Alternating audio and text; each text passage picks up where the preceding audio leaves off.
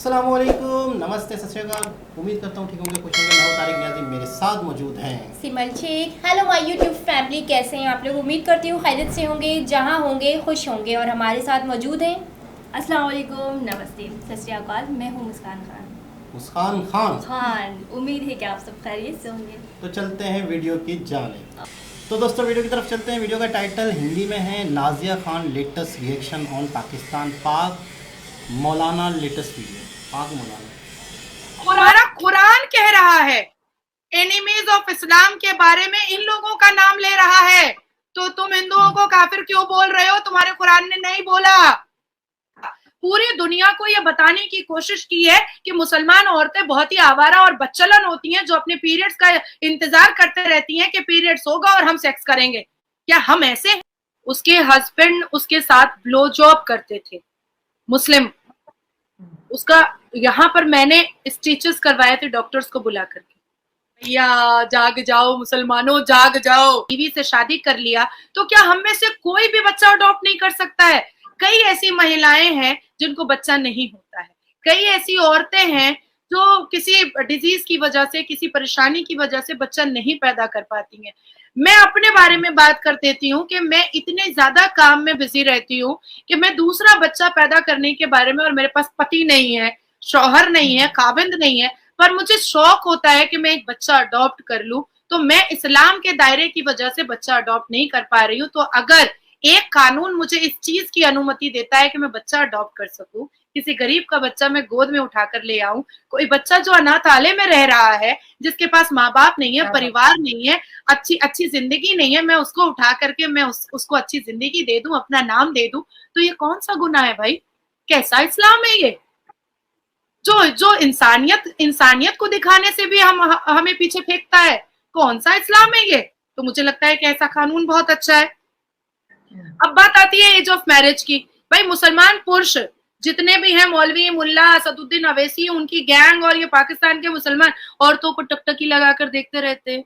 ओ बड़ी हो गई, ओ अच्छा इसका शरीर बढ़ गया, ओ इसको तो पीरियड्स हो गया, अब तो इसका निकाह हो जाना चाहिए और हमें सिर्फ इसको बिस्तर पे इस्तेमाल कर लेना चाहिए। तो अगर एज ऑफ मैरिज एक मैच्योरिटी पर जा रहा है एक कानून के द्वारा, तो मुझे लगता है कि बुरी बात तो नहीं है। औरतों का अधिकार है भाई, उनको उनको बचपन बचपन बचपन का एक सिनेरियो उनको मजा लेने दो, जवानी का लेने दो, उनको पढ़ने दो, उनको समझने दो, उनको अपने आप को समझने दो, उनको उनको शिक्षा हासिल करने दो। शादी तो होनी ही है, बच्चे तो पैदा होने ही है, लेकिन क्या क्यों ऐसा है कि भाई पीरियड्स होगा और शादी कर दो? क्यों हम इतने आवारा और इतने बेबहरा है कि हम इंतजार करते रहते हैं कि भाई पीरियड्स हमारा होगा और हम सेक्स कर लेंगे? हम इतने कैरेक्टरलेस हैं।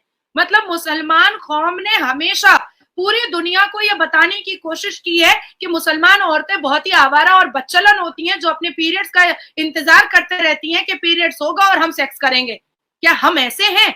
हम ऐसे तो नहीं है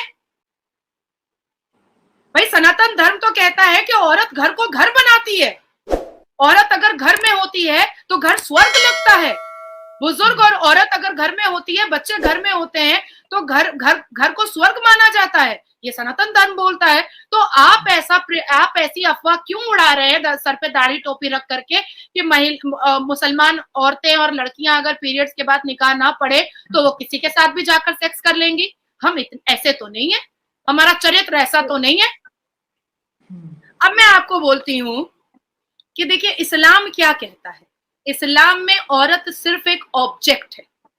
अगर इस्लाम के हिसाब से हम जो अब तक चल रहे हैं, हमें सिर्फ एक ऑब्जेक्ट बना करके रखा गया है। सूरह अन-निसा 8:277 क्या कहता है? वो औरत, ये प्रॉफेट मोहम्मद कह रहे हैं कुरान में, वो औरत जो जो लीडरशिप करती है, वो देश, वो कंट्री, वो घर बर्बाद हो जाता है। तब बर्बाद नहीं हुआ। अब हम औरतों के आइडेंटिफिकेशन पर आप क्वेश्चन मार्क लगा दे रहे हैं, हमारे चरित्र पर आप उंगली उठा दे रहे हैं। हम बर्दाश्त करेंगे? अब नहीं बर्दाश्त करेंगे। अब मैं आपको बताती हूँ सूरह अन-नसा प्रॉफेट मोहम्मद कहते हैं कि वो औरतें जो परफ्यूम लगा करके बाहर निकलती हैं, उनकी मौत के बाद उनको प्रोस्टिट्यूट की नजरों से देखा जाएगा। हाँ, परफ्यूम लगाना तो एक नाजायज चीज है बात ठीक आप कह रही हैं, आज के जमाने के क्यों? मॉडर्न वुमेन में आप इस चीज क्या करे शाला, 1 मिनट, क्या करे सुसु लगाकर निकले, पोटी लगाकर निकले, गोबर लगाकर निकले, क्या करे भाई? एक इंसान, मैं अपने बारे में बात करती हूँ, मैं आपके भी बारे में बात करूंगी, मैं अपने बारे में, हम 2 लोग यहाँ पर बैठे हैं, मैं अपने बारे में बात कर रही हूँ। मैं सुबह 9:30 बजे निकलती हूँ, कोर्ट जाती हूँ, पब्लिक गैदरिंग में जाती हूँ, पॉलिटिकल मीटिंग करती हूँ, चैम्बर में बैठती हूँ, भाई पसीना निकलता है, हम पसीने में भीग सकते हैं, सामने वाले को गंध आ सकती है, तो परफ्यूम स्प्रे करते हैं, तो उससे मैं प्रोस्टिट्यूट हो गई? आप रोड शो करती हैं, आप हजारों लाखों लोगों के भीड़ में जाकर के आप पसीने पसीने हो जाती हैं, मैंने कई बार देखा है कि आप अपने बाल वाल भी बांध लेती हैं, तो क्या आप प्रोस्टिट्यूट हो गई अगर आपने इत्र और परफ्यूम लगा लिया? तो क्यों? ये कौन सा परफ्यूम का वो क्या करे? नहीं, जो क्रेजी है परफ्यूम लगाने का वो क्या करे? ऑन दी अदर हैंड, नहीं, ऑन दी अदर हैंड, मर्द, यही कुरान कह रहा है और यही सूरा कह रहा है कि मर्द लगा सकते हैं। हाँ, मर्द लगा सकते, यही मर्द कुरान लगा सकता है, मर्द लगा सकते। हाँ, मर्द लगा ठीक है। सकते। अच्छा, योगी एक चीज है, कानून की हाँ। बात कही, अब असदुद्दीन अवैसी मुसलमान, पाकिस्तान सबको बहुत बुरा लग गया, अरे अरे गेरुआ कपड़ा पहन करके योगी महाराज जी ने इतनी बड़ी बात कह दी, वो तो हिंदू है, वो तो काफिर है। भैया जाग जाओ मुसलमानों, जाग जाओ। Enemies of Islam, enemies of Islam, Abu Jahl, Abu Lahab, Hind bint Utbah, Wahshi slave and Abu Sufyan of Mecca, enemies of Islam. यहाँ तो नहीं लिखा हुआ है, यहाँ तो किसी हिंदू का नाम नहीं लिखा हुआ है, ये तो कुरान कह रहा है एनिमीज ऑफ इस्लाम। तो तुम कौन सा काफिर बोल रहे हो? किसको बोल रहे हो? कहाँ बोल रहे हो? क्यों बोल रहे हो? तुम्हारा कुरान कह रहा है एनिमीज ऑफ इस्लाम के बारे में इन लोगों का नाम ले रहा है, तो तुम हिंदुओं को काफिर क्यों बोल रहे हो? तुम्हारे कुरान ने नहीं बोला। सही बात है। ये मैं चीज बताती हूँ आपको, नाज़िया जी, जब मैं रोड शो पे जाती हूँ बेसिकली, मैं कल जो मैंने देखा, मैं बहुत ज्यादा डर गई।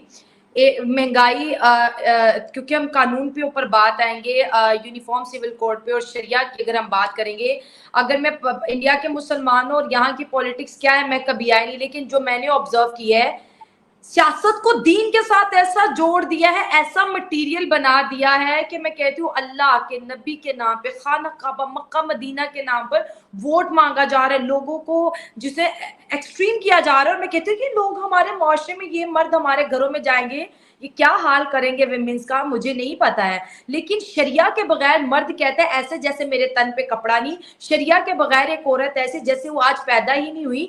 हमारा हर चीज शरिया के अंदर धस चुका है। जैसे योगी आदित्यनाथ की बात, उन्होंने कहा कि कोई शरिया नहीं है, एक कानून चलेगा। तो मुसलमान तो शरिया के बगैर ऐसे जैसे उसने कपड़ा ही नहीं पहना होगा। तो ये भारत के अंदर मुसलमान कैसे चलेंगे? वो तो किसी अंग्रेजी कानून को नहीं मानते, किसी भारतीय कानून को नहीं मानते, उनको तो इंसाफ सिर्फ शरिया में ही दिखता है। अब शरिया नहीं होगा तो मुसलमान कहाँ जाएगा? और वो जो मुस्लिम वक्फ बोर्ड है वो कहाँ पर जाएगा? और ऐसे बहुत से इदारे जो स्पेसिफिकली मुस्लिम लोगों के लिए बनाए गए, अब तो कानून एक आ गया, तो आपने कितने लोगों को बेरोजगार कर दिया, ये जरा सोच लें आप। कितने मौलाना को बेरोजगार कर दिया, कितनी ऑर्गेनाइजेशन को बंद कर दिया। किसने कहा कि शरिया लॉ और मुसलमान जो है वो ब्रिटिश को नहीं मानते? British Raj, the British Raj passed शरीयत act 1937 with Jinnah is followed in India in matters related to marriage, divorce and succession among Muslim। 1937 का जो शरिया लॉ बनाया हुआ है, जो आपके पाकिस्तान में और हमारे हिंदुस्तान में चलाने के लिए चूड़ियां तोड़ रहे हैं मुल्ला मौलवी, चूड़ियां तोड़ रहे हैं, अपने सिंदूर उजाड़ रहे हैं। क्यों?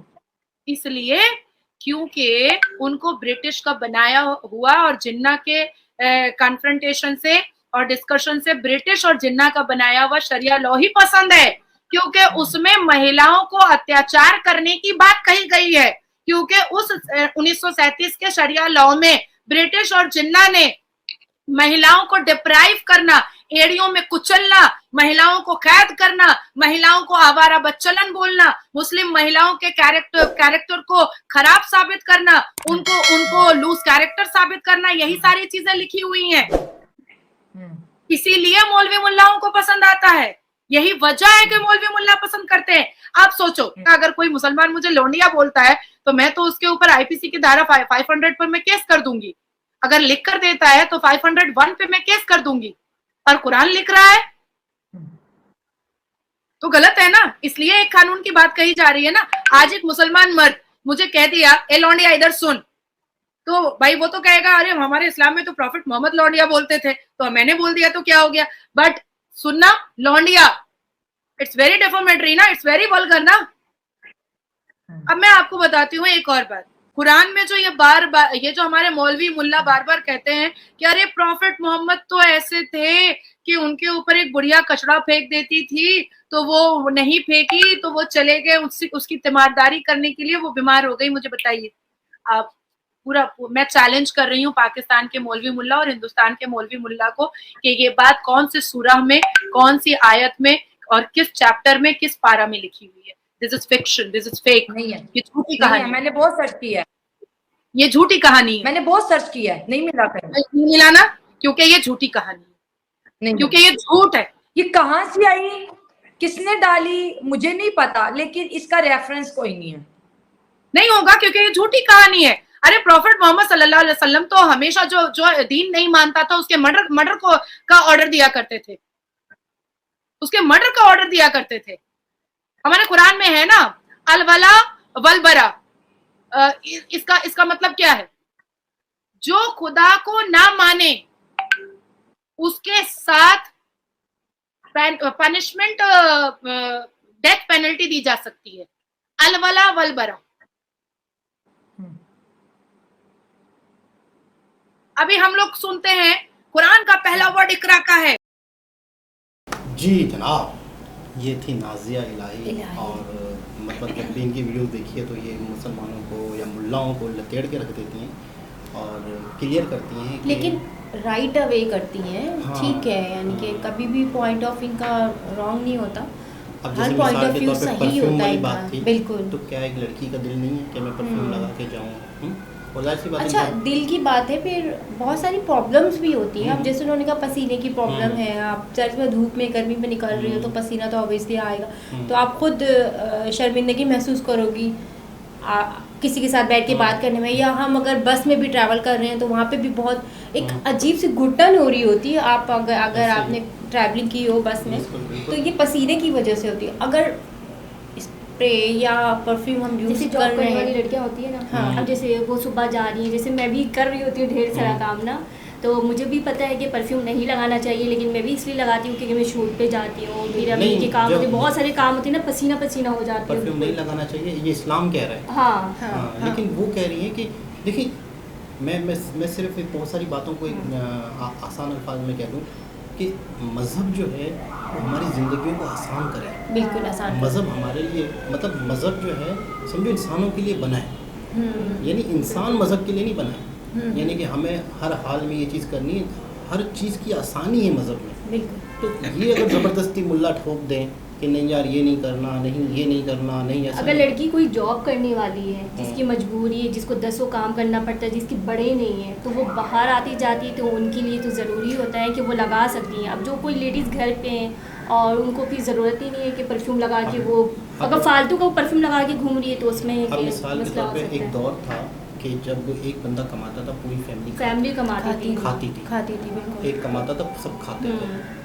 अब पूरी फैमिली कमा रही है। पूरी फैमिली कमा रही, खाने वाले चंद गए लोग। हैं। अब लेकिन मिसाल के महंगाई तौर- इतनी अब उसमें पूरा मिसाल- नहीं हो रहा। मिसाल के तौर पे घर के अंदर 2 लेडीज हैं या 3 लेडीज हैं और घर का कोई बड़ा है वो इंतकाल कर गया, अब वो लेडीज घर से निकल रही है, तो मुल्ला कह रहा है वो हराम है, तो क्या वो भूखी मरे? जरूरत के तहत निकल रही है ना, वो नहीं, अपने शौक से तो नहीं निकल रही ना, अब अपने मुल्ला की मदद में वो हराम है। हाँ, नहीं तो ऐसा अब- नहीं होना चाहिए। तो- हाँ, तो अब जाहिर सी बात है, पहले के ज़माने में औरतें नहीं घर से निकलती थी, वो घर में ही काम कर रही एक थी। बंदा जितना- कमा रहा है, हाँ। 10 खा रहा है, कोई लेकिन टेंशन नहीं है। आज के दौर में तो हर लड़की जो है बाहर निकल कर काम कर रही होती है। अच्छा, बाहर निकल के काम करने की बात नहीं है, एजुकेशन के लिए भी निकल रही है। अगर वो मदरसे भी जा रही है तो मदरसे के लिए भी निकल के जाएगी ना वो घर से, बिल्कुल ऐसा। घर में ही तो मदरसा नहीं बन जाएगा ना उसके लिए।